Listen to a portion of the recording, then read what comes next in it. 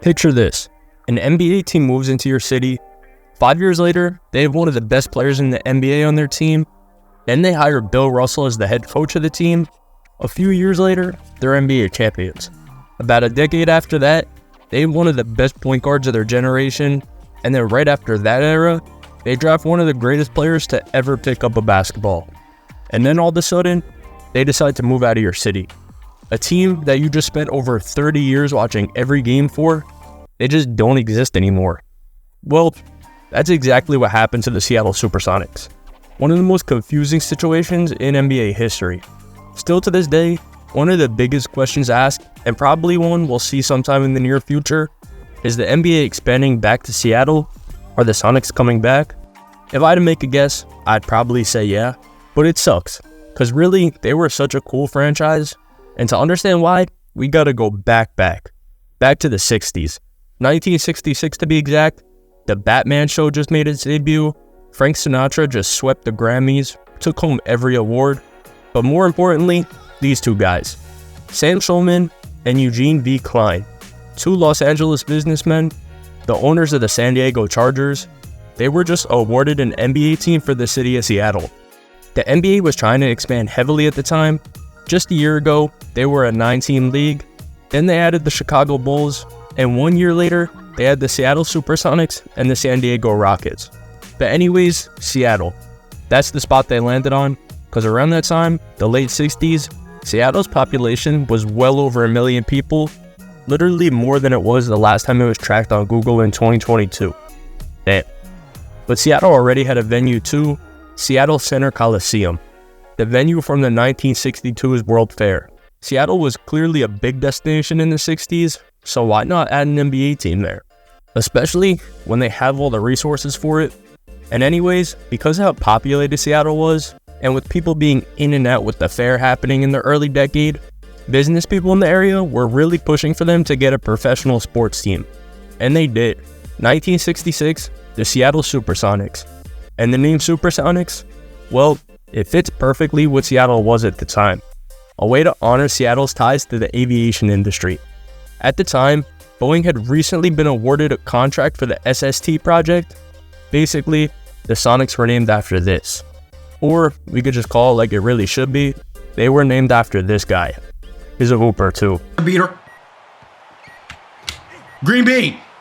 Okay, so the Seattle Supersonics officially touched down in the city of Seattle, Washington. Got it. And just like a lot of expansion teams in different leagues, they were absolutely terrible in their first year. Like deadass awful. Second worst team in the NBA. But let's skip a little, because the Sonics ended up making a trade that would end up being pretty important. Here it is. Walt Hazzard, they traded him. Never heard of him if I'm being honest. But Walter, we're shipping you out. And coming in, Lenny Wilkens from the Hawks. And right away, Wilkens started cooking for the Sonics. 22, 8-6 in his first season. So pretty much instantly, he was a really good pickup for the Sonics. But the thing was, the Seattle Supersonics, they still sucked as a team. I mean, Lenny Wilkens was really good, led the NBA in assists, but it was really just him. And then 1970 comes. Remember the league that I mentioned before that was competing with the NBA, the ABA? Well, officials around both leagues decided on something. They'd be better off combining the two leagues and having a merger. The ABA and NBA coming together. Actually, out of the 17 officials, 13 of them decided they wanted to go through with it. Most likely, the Seattle Supersonics were going to be moved to Los Angeles because of the merger, until Oscar Robertson happened. And he was suing the NBA, and because they were in a court settlement, the merger got pushed back because of the Big O. Look at this. A whole Wikipedia page for this. Robertson versus National Basketball Ass. Damn. But if you're wondering what it is, basically, Oscar Robertson didn't like the free agency rules at the time, and now it resulted in the free agency rules we use today. So in a butterfly effect, Malik Beasley signed with the Pistons this offseason because of Oscar Robertson, if you want to put it that way. Imagine the merger happened though. I asked Bounce AI to list things that could have happened if the 1970 merger happened. Look what it said. Epic early rivalries, Dr. J vs. Kareem we get much earlier, or the franchise reshaping, teams like the Indiana Pacers, Denver Nuggets, Kentucky Colonials, and the spirit of St. Louis would have entered the NBA earlier, totally shaking up the franchise landscape, or rule changes. The NBA would likely adopt some of the ABA's funny innovations sooner, or even something like player movements. Big stars like Dr. J, George Gervin, and Artis Gilmore would have had their NBA legacies written much earlier. All such crazy thoughts. Bounce AI is the only AI that directly correlates to the NBA. Ask it any question. Who do you think is going to win the 2025 NBA championship? Oof. Predicting an NBA champion that far out is always a gamble, but if I had to put some money on it now, I'd bet on the Denver Nuggets. Good bet. And Bounce AI is even up to date instantly. If you knock down the Spotlight tab, free agent Haywood Highsmith re-signs with the Heat. That literally happened 11 minutes ago. And the AI will give you their thoughts on it too.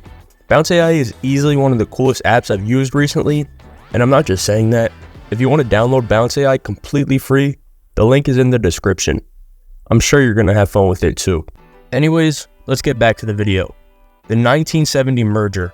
It didn't happen, the Supersonics are still a team, and Lenny Wilkens, he's now a player coach for the Supersonics. Yeah, he's playing point guard for them, and he's coaching them at the same time. He's basically 2024 LeBron, I guess. But as a coach and a player, I guess, this time, it wasn't just Lenny Wilkens, he had a really good teammate. If you're older, you know him. If you're younger, you know him from 2K. That's Spencer Haywood. And wait, don't think Spencer Haywood just joined the Supersonics normally? Come on, dude. That's not what happens here. In 1970, despite the NBA's eligibility rules, Haywood joined the Seattle Supersonics, and with Supersonics owner Sam Schulman, launched an antitrust suit against the league. Haywood versus the National Basketball Association. The case went all the way to the US Supreme Court, was found in favor of Haywood, 7-2. Don't worry though, he got his own waking too. This time, it's not versus the ass. Shout out Spencer Haywood. Beat the case. No race. But I ain't beat that case, bitch, I did the race. Anyways, Spencer Haywood. First year, MVP and Rookie of the Year. I mean, an MVP in your rookie season, that literally doesn't even happen anymore. But the Sonics still were very good, but they did have two guys, Lenny Wilkens and Spencer Haywood. And finally, in the 71-72 season, the Seattle Supersonics have their first winning season as a professional basketball franchise.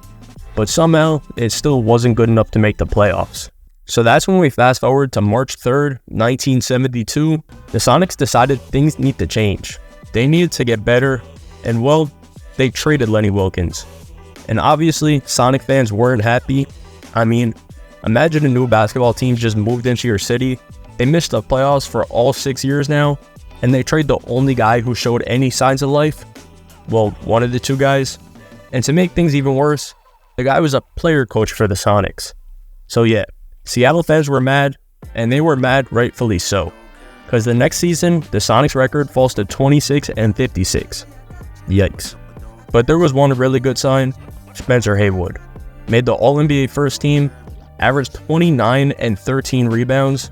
Damn bro, that's like Joel Embiid numbers. Shout out to Spencer Haywood. Although, undoubtedly, no questions asked, Spencer, if you're listening, please close your ears. I'm sorry. This fact is just too crazy not to share. In 1973, Nike wanted to sign Spencer Haywood.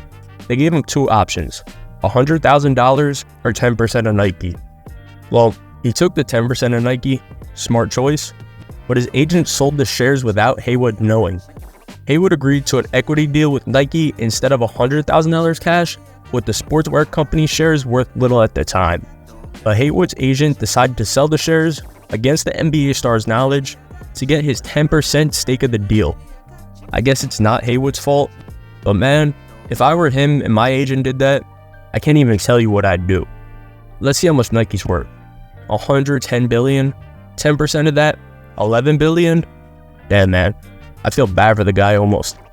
Anyways, back to the Supersonics. Because in 1973, the Supersonics did something actually really interesting. The past 2 seasons, they went from a winning record, but still missing the playoffs, to an awful record, one of the worst in the NBA. So they decided to hire a new head coach, and hired someone, I guess you can say, who knows how to win basketball games. I would kick your ass.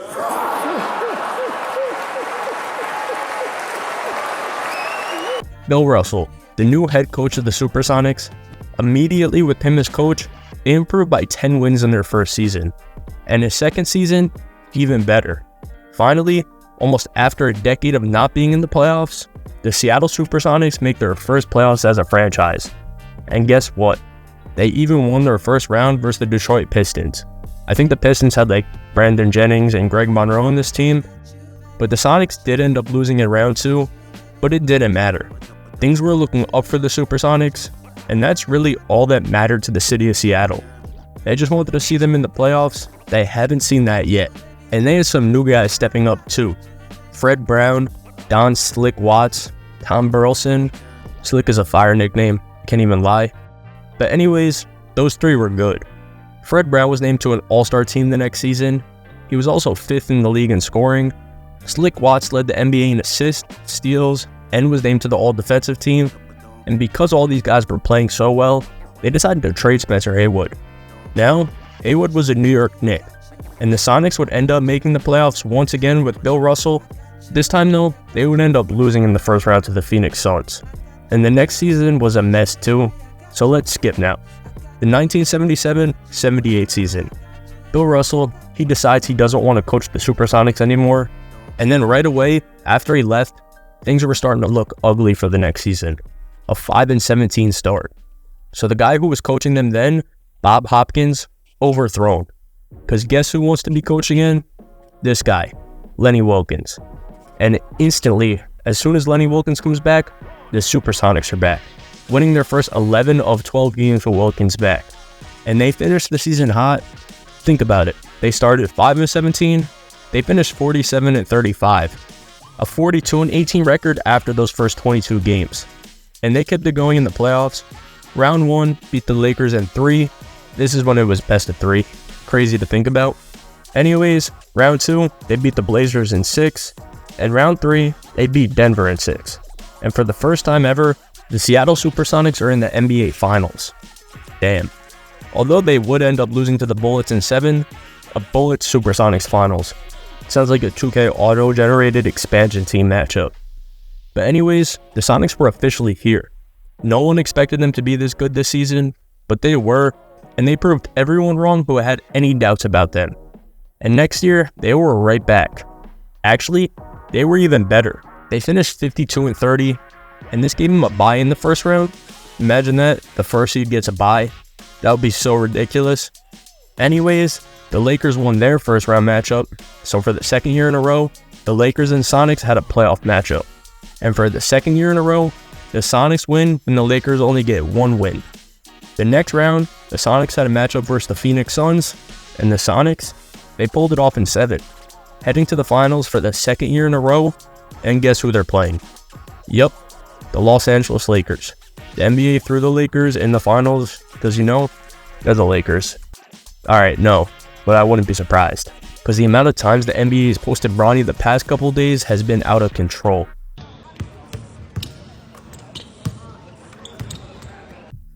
Yes, that was an actual post. Anyways, the Supersonics. They're back in the finals, and they were back to playing the Washington Bullets. And last season, the series went to 7, the Bullets winning. This year, the series only went to 5. And this time, the Supersonics dominated. The Seattle Supersonics winning their first NBA championship, the 1979 NBA champions. 4, 3, 2, 1. Let the celebration begin in Seattle. It is over. The Seattle Supersonics have won the NBA World Championship Series in 5 games. I mean, the city of Seattle was hyped when this happened, but did you really expect anything else? And today in 2024, the Oklahoma City Thunder fans, who were awarded with that championship, they don't even feel like it's theirs. When the Seattle Supersonics return, will the 1979 championship be considered the new Sonics championship or the Thunder's? As a Thunder fan, I can tell you that there is zero emotional attachment or significance to the 1979 Supersonics on our end. It feels dirty every time I see it get put under us. Damn, I'm taking a fake championship for my franchise all day long, I'll tell you that. But let's get back to the Sonics in the late 70s, early 80s now, because they're just heating up. And the next season, their record was even better, 56-26 now, a 4-game improvement after just winning the NBA championship. And this year, they had so many different players make a major impact on the team. Jack Sikma named to the All-Star team, Gus Williams and Dennis Johnson named to the All-NBA second team, Dennis Johnson named to the All-Defensive first team for the second consecutive year. Just a bunch of people doing a bunch of different things. And this time, they had the Blazers in the first round. Finally, not the Lakers. It didn't matter who they had in the first round though, they were going to win. A 2-1 victory versus the Blazers. The second round, Milwaukee, the Bucks in the West. Anyways, Sonics in 7. They're headed to the conference finals for the 3rd straight year. And if they beat the Lakers, they're going to the finals for the 3rd straight year too. But Magic Johnson, just too much for the Sonics this year. A 4-1 win versus the Lakers. And the Supersonics are eliminated from the 1980 playoffs. Damn. But to break it down really, a 3-year run, a finals loss, an NBA championship, a conference finals loss. Not too bad. Actually, really good. But after that, the team gets kinda stagnant, so we're gonna skip a little. I'll run through the next seasons though. 81, missed playoffs. 82, second round loss. 83, first round loss. 84, first round loss. 85, missed playoffs. 86, missed playoffs. 87, conference finals loss to the Lakers. Shout out Dale Ellis though for winning most improved player. But 88, first round loss. And 89, a second round loss to the Lakers once again. So they were basically, I guess you can just say, just solid for that time span. But let's get to the fun years, because that's why you came. Alright, June of 1989, the Seattle Supersonics did this. Pretend I'm David Stern. With the 17th pick in the 1989 NBA draft, the Seattle Supersonics select Shawn Kemp, out of some college, I think. Yeah, Shawn Kemp is officially a Supersonic. And now, we're getting into the fun years. And I say years, because this year, it wasn't fun. They sucked. Actually, not sucked, they were the 9 seed. They were actually almost the 8 seed, but they lost a tiebreaker with the Rockets. Shout out Hakeem Olajuwon. Anyways, the next offseason, this happened.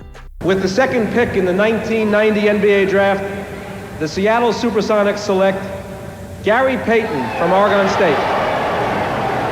So Gary Payton is now a Supersonic too. And if there's one person that was hyped that Payton was a Supersonic, it was Shawn Kemp. When you go to a team and you get to the pros, you're looking for a person to communicate with, somebody who can excite you, somebody who's going to be a challenge for you. And the second year when I knew Gary was coming here, because I really didn't think we were going to have a chance to get him. Mm-hmm. You got to remember, Gary was player of the year coming out of college, scoring 40 to 50 points a game. And we were over a 500 club, so I didn't really think we were going to have a shot to get him. So when that announcement made that we had that number 2 pick, I think everybody in this area generally wanted him to come to Seattle and play with me. So, that meant a lot. And I think, just from that day one, our communication off the court made us be better on the court.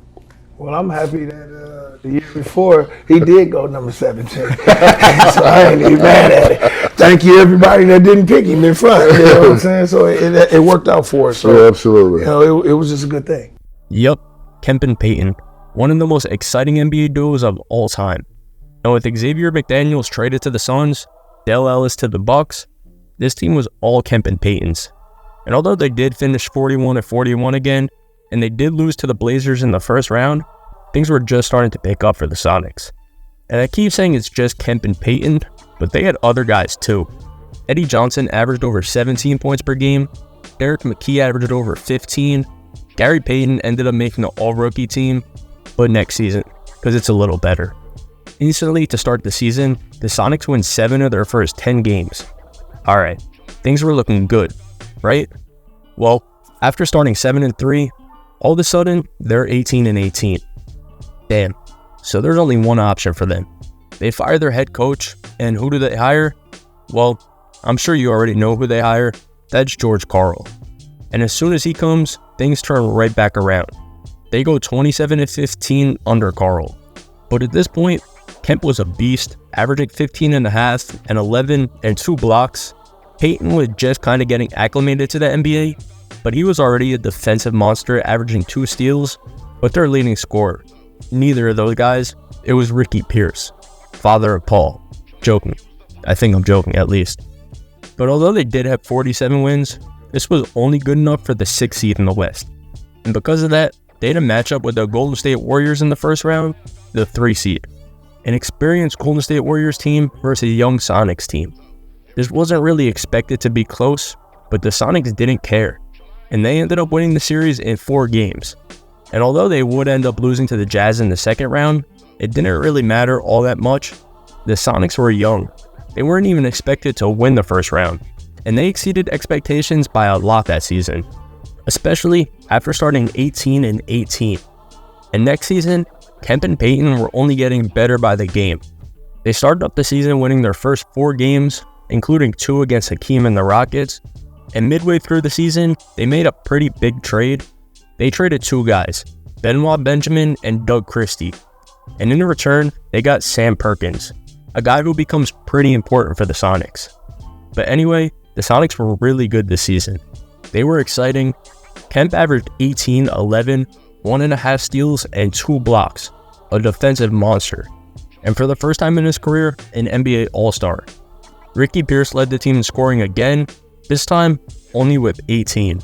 But that just shows you how balanced this team was. Gary Payton finished 6th at MIP voting, George Karl finished 3rd in Coach of the Year voting. The Sonics were just getting hot at this point, and they would end up finishing the season 57-25, good enough for the 3 seed in the Western Conference. And guess who that would match them up with in the first round? The same team that eliminated them the year before, the Utah Jazz. This time, the Sonics win in 5. In the second round, Hakeem Olajuwon and the Houston Rockets. Doesn't matter though. The Sonics have Hakeem's number like they always did up to this point, Sonics in 7. Round 3, Conference Finals, they're matched up with the Phoenix Suns and Charles Barkley. And the Sonics fought hard actually, to 7 games, but Chuck was just too much for them. And the Suns would end up winning the series and went to the finals to play Michael Jordan and the Chicago Bulls. 2 words for you. Steve Nash and Chris Paul. Must-see TV. That's more than 2 words. You didn't say 2 words. You said quick to the point. You just said I got 2 words. Steve Nash and Chris Paul must see. See, that's why I messed up, because I was trying to think of 2 words. I could have said that. Okay. 2 words. Nash and Paul. That's 3 words. That's 3 words. Wait, I said Nash and I got Paul. one. Still funny. But the Sonics were getting better by the season, and this was obvious to everyone around the NBA, especially when they finished the next season 63-19. But they'd end up losing in the first round to Denver, so we're going to skip that season. And the season after that was a struggle too. Again, a first round loss. So let's skip to the 95-96 season, because this was the best season for Payton and Kemp yet. And this team as a whole, absolutely stacked. Let's go player by player. Shawn Kemp, NBA All-Star, All-NBA second team, 20 points and 11 rebounds per game, 8th in MVP voting. Gary Payton, NBA All-Star, All-NBA second team, 6th in MVP voting, 19 points, 7.5 assists, 3 steals a game, and the NBA's Defensive Player of the Year, the first point guard to ever win the award. So those 2 alone were stacked enough on their resume. But besides that though, Detlef Schrempf, 17 points per game, Hershey Hawkins, 15, Sam Perkins, 11. And as a team, they finished 65-17, the 1 seed in the West. This included 2 separate winning streaks of 14 and 9 games, and they had a 38-3 record at home, just completely dominant. And this continued in the playoffs too, beat the Kings in 4 in the first round, swept the reigning champion Rockets in the second round, beat the Jazz in 7 in the conference finals, and for the first time in almost 20 years, the Seattle Supersonics were back in the NBA Finals, this time to play Michael Jordan and the Chicago Bulls. I mean, this is the 96 Bulls we're talking about, the team that went 72-10, the team that many refer to as the greatest team ever, and the Sonics did take them to 6 games, but you all know how it ends. Michael Jordan and the Chicago Bulls win their 4th NBA championship. The Chicago Bulls have won the 95-96 NBA championship. It was always going to be tough to beat the Bulls, but the Sonics did put up a good fight, as good as they could really. But after that, the Sonics would never return to the finals. The next 2 seasons, they would lose in the second round both years. In 1997, the Supersonics would end up trading Shawn Kemp, trying to build something new around Gary Payton, but it never really panned out how they envisioned. Then in 2001, the team was sold to Howard Schultz, the owner of Starbucks. The one thing he did, promised the city of Seattle an NBA championship. Bad call. Gary Payton would end up being traded for Ray Allen in 2003, and after that, the Seattle Supersonics would only end up making the playoffs one more time as a franchise.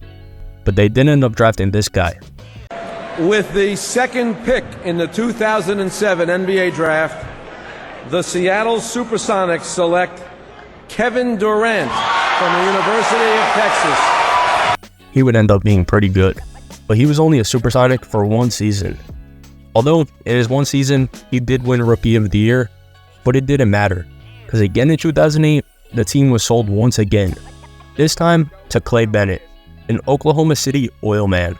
Bennett did look for public funding for a new arena in Seattle, but he couldn't get it done, and because of the lease disputes in 2007, Bennett called it quits and told the NBA he was going to move cities. Seattle didn't want the Sonics to move, but both Seattle and Schultz, the old owner, the Starbucks guy, they both put lawsuits out, and because of this, ultimately a settlement was reached in July of 2008, and what ended up happening? Well, we all know. The Supersonics would end up moving to Bennett's hometown, Oklahoma City, and Seattle fans, it still stings them to this day. Today I realize there's a very large group of Supersonic fans who absolutely hate the Thunder. I feel dumb for being oblivious to this for so long, but one of the SportsCenter tweets mentioned Durant as being drafted by the Supersonics/Thunder, which is vague, and honestly I don't think the two teams should be lumped together, but the firestorm of replies in the thread was filled with Seattle sports fans who were trashing the Thunder. And one person humorously trashed Sam Presti and claimed he would have been too incompetent to draft Durant. I had no idea there was this group of people. It makes me feel bad as a Tulsa resident, being told my franchise is garbage and that we took something from Seattle fans. I didn't move the team, I just enjoyed this state as a tier 1 pro team in my favorite sport. Damn. So there's people who grew up on an NBA team and now they hate the team because they moved. Even ESPN has done many documentaries on the Seattle Supersonics. It's been an interesting postseason. I've been a Laker fan, I've been a Spur fan. Now I'm a Miami Heat fan and LeBron fan, and it feels very strange, but the bottom line is we can't root for the Oklahoma City Thunder. I feel like everybody loves the Seattle Supersonics. They're one of the coolest franchises ever. From their colors, to their uniforms, to the history of it, everything about the Seattle Supersonics is just cool. And I think I speak for every basketball fan when I say, we want the Seattle Supersonics to return to the NBA.